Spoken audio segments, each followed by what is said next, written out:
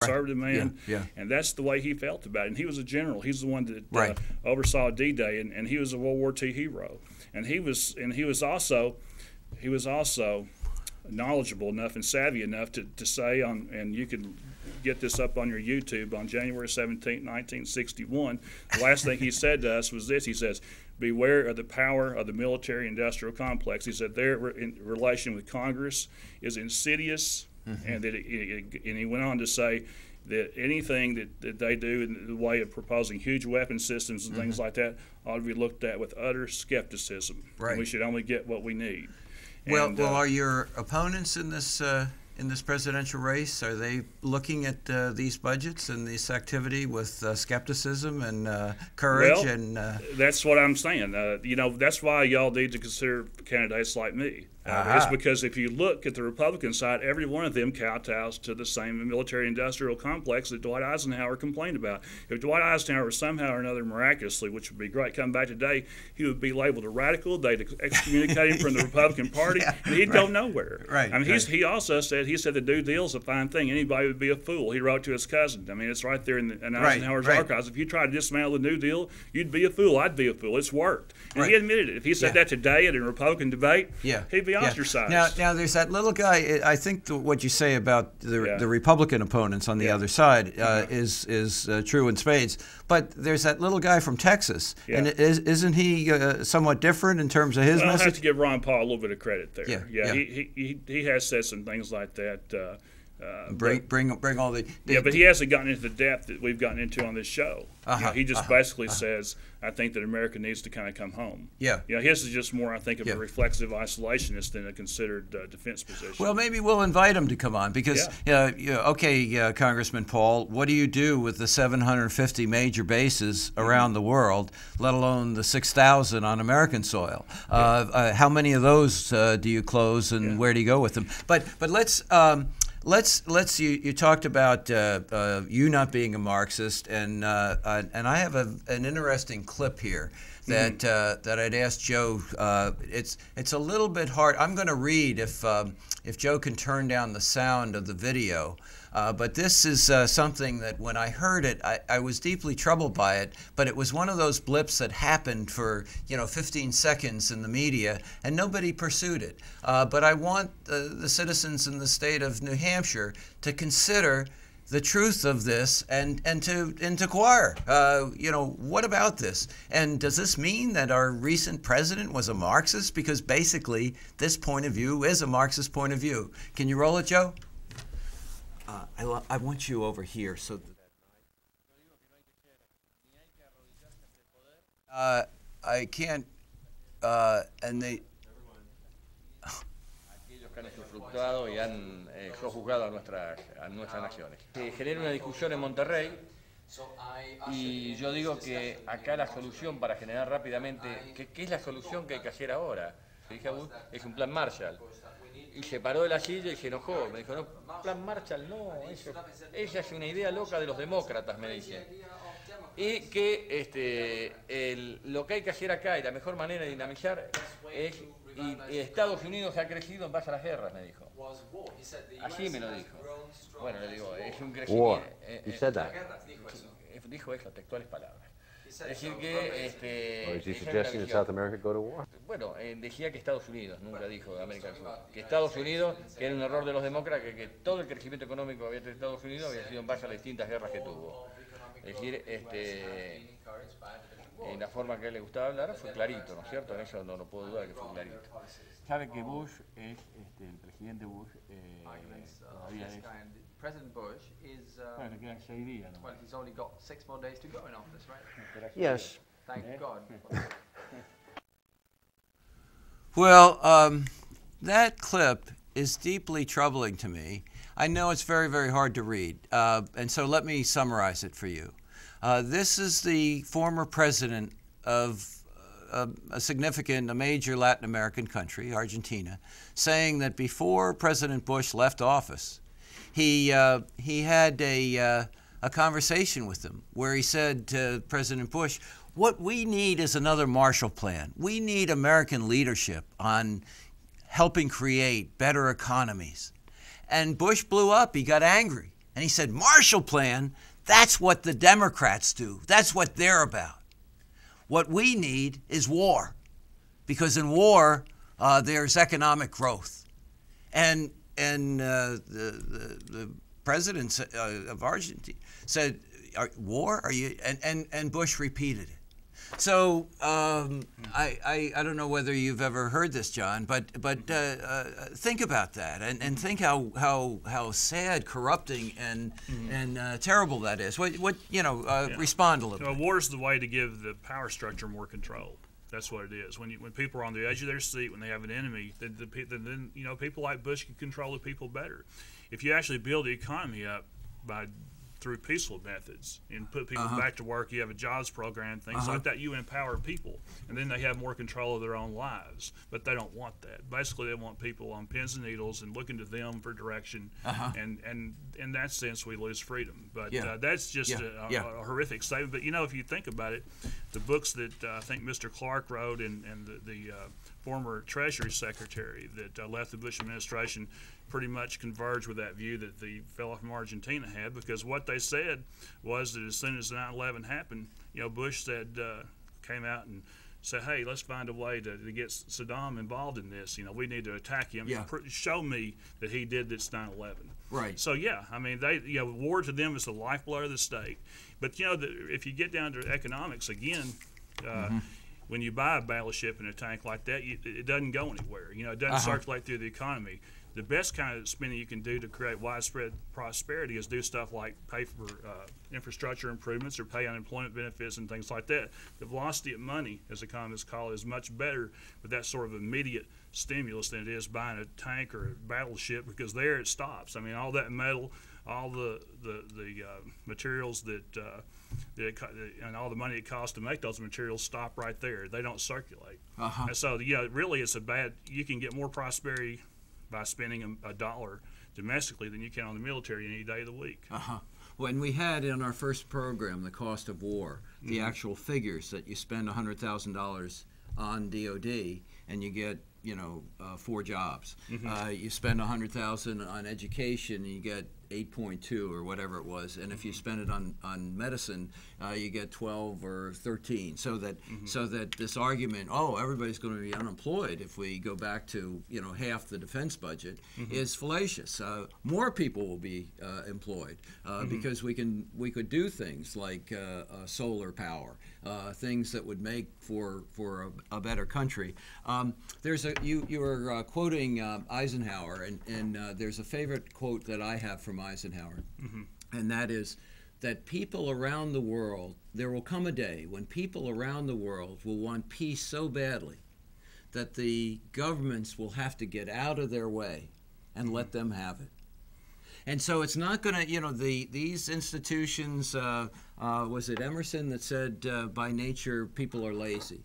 And so once you have an institution, you have $1 trillion in it, everybody's fat and happy, and they don't want to change. No, thank you very much. It's too bad about those people over there, but not so bad. And the point you raise is straight out of Madison. Were you advising Madison back in those days? Because he said, wars are the way that the few can control the many, because it concentrates powers. Armies, debts, and taxes are the known instruments for having the few control the many. And thank you, Occupy young people and old people that are reminding us of that concentration, of that hierarchy, of the 1% and the 99%, the rest of us. It sounds like Mr. Wolf is a 99% man.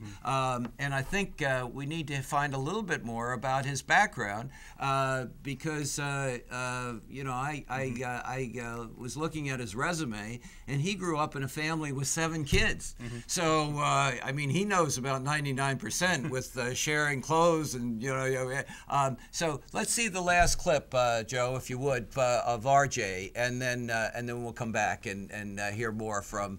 We're talking to presidential candidate John Wolf, who's running as a Democrat in New Hampshire.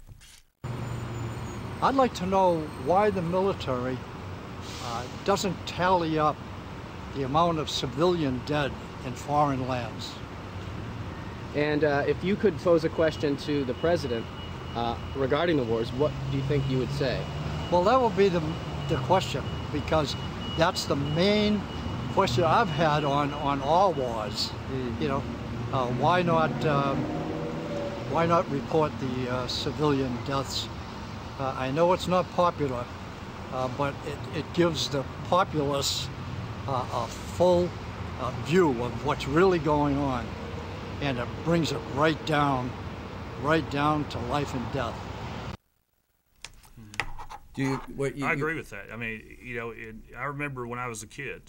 You said I was the oldest of 7 children. We grew up in a Catholic family in the Deep South, and one thing I remember from the 1960s is that they used to report casualties. It was on Huntley Brinkley. It was on Friday night, and they'd always say, okay, this is how many South Vietnamese died, this is how many Americans died, and this is how many Viet Cong died, and then, of course, this is how many North Vietnamese died. Right. You know, it was kind of like a four-sided war there. Right. And you knew. And now the folks that we kill aren't even a statistic. You know, they just evaporate in some kind of unaccountable thin air. We don't even say. You know, Rumsfeld won't say how many Iraqi soldiers we killed or how many Iraqi civilians died in this war.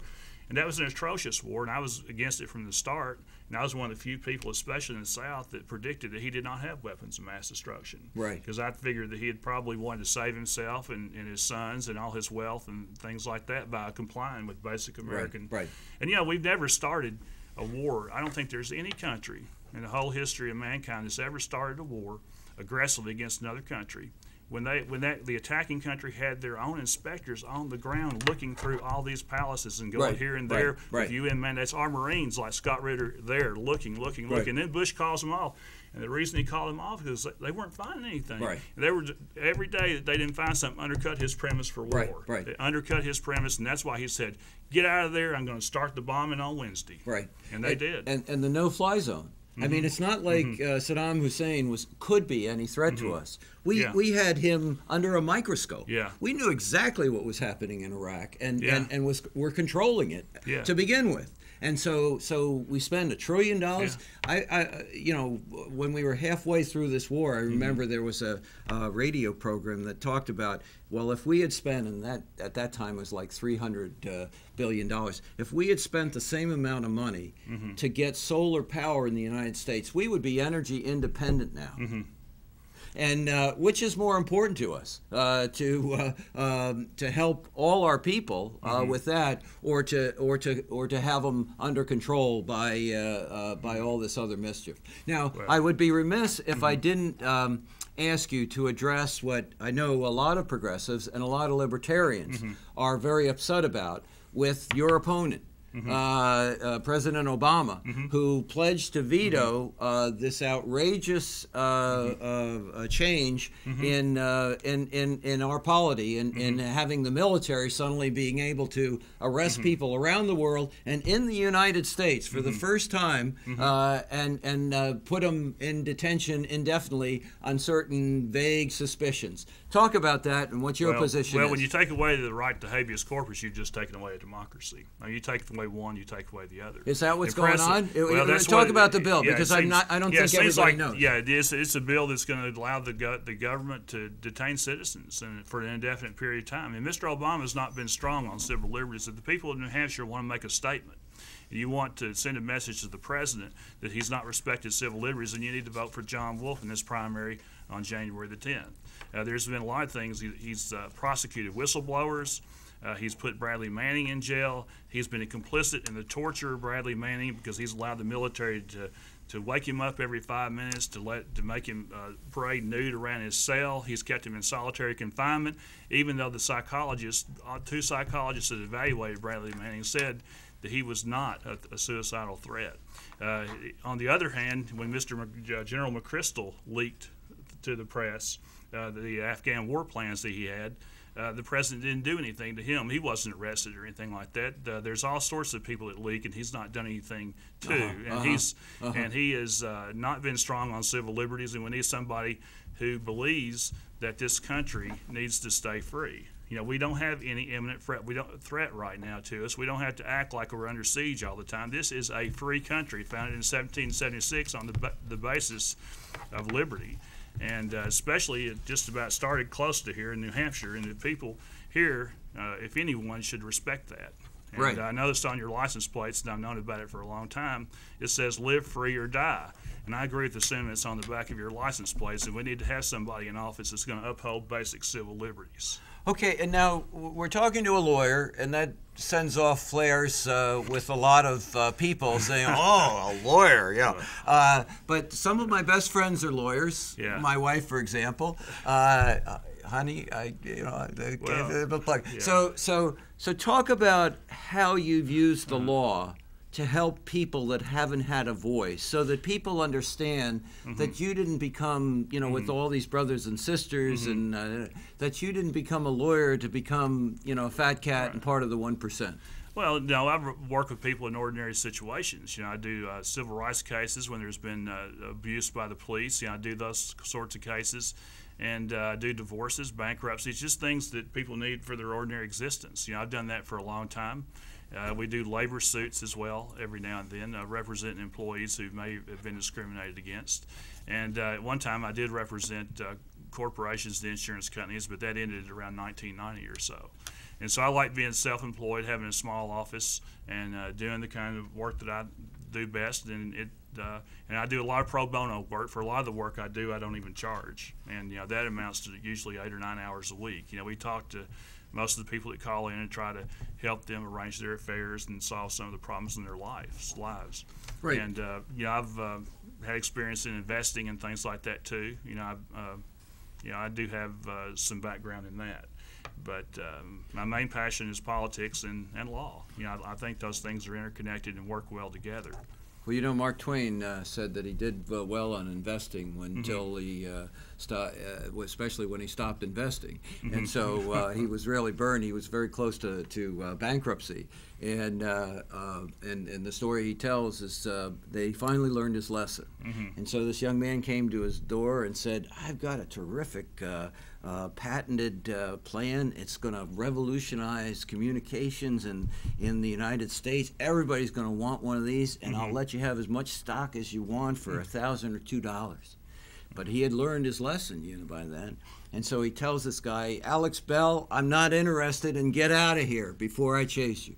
So sometimes you can learn a lesson too well, about this investing business. But J.P. Morgan, who you mentioned earlier, people need to go on Wikipedia and find out about this man, because it's a scandal. He was a speculator during the Civil War. Inherited a lot of money from his father, and good old J.P. bought defective rifles from an armory, sold them in the field to generals for 5-10 times as much, made a fortune. Only these rifles blew off the thumbs of soldiers when they fired them.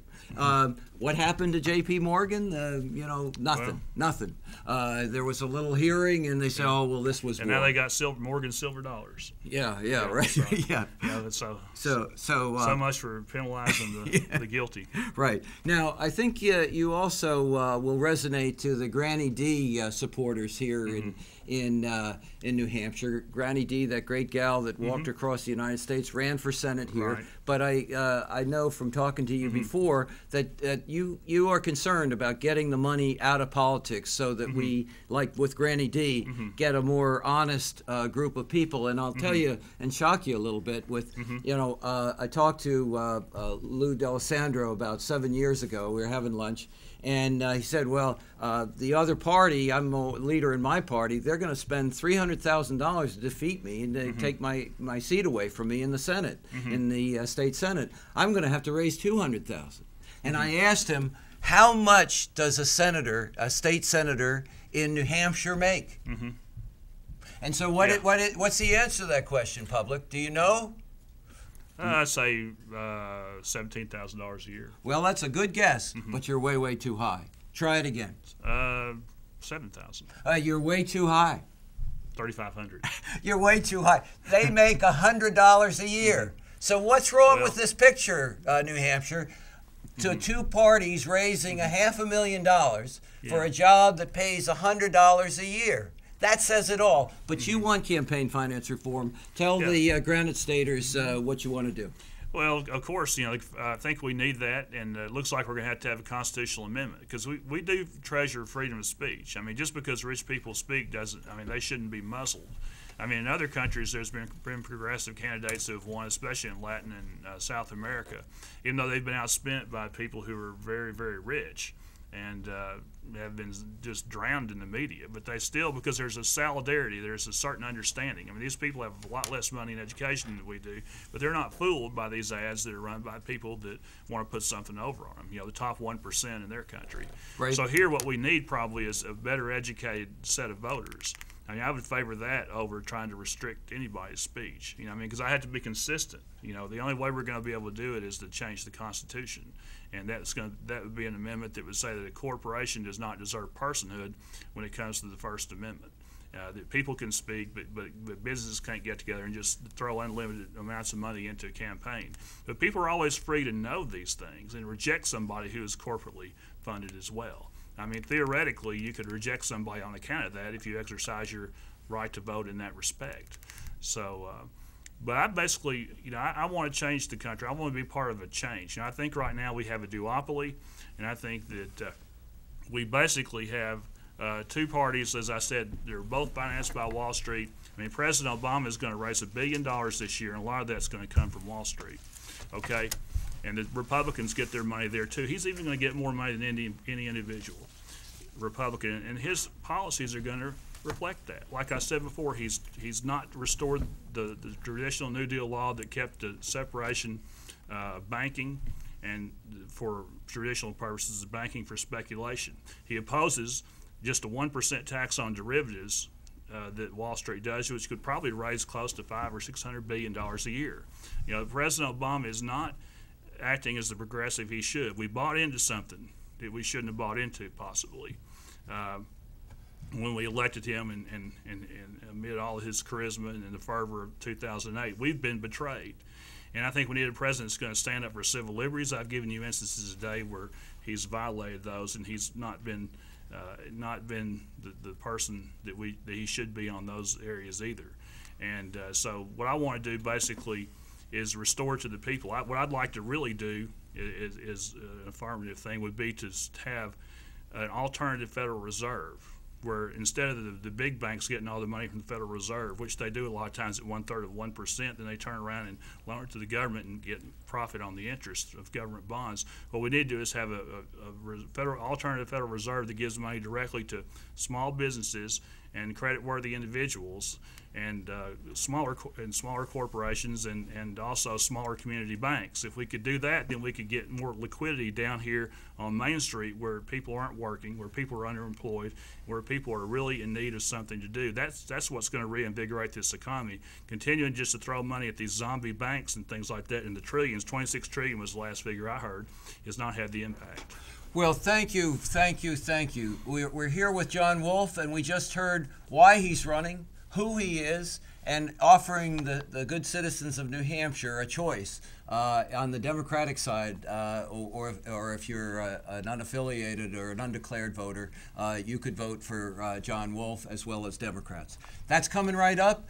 Thank you for being with us. We look forward to seeing you next Monday after Christmas in a special 3-hour program. Oh my goodness, I just can't wait. And then also we might bring John Wolf back for some clips in that, because I think he had a lot to say, and we'll be sharing that and also on January 2nd. So thank you for being with us today. We look forward to seeing you soon.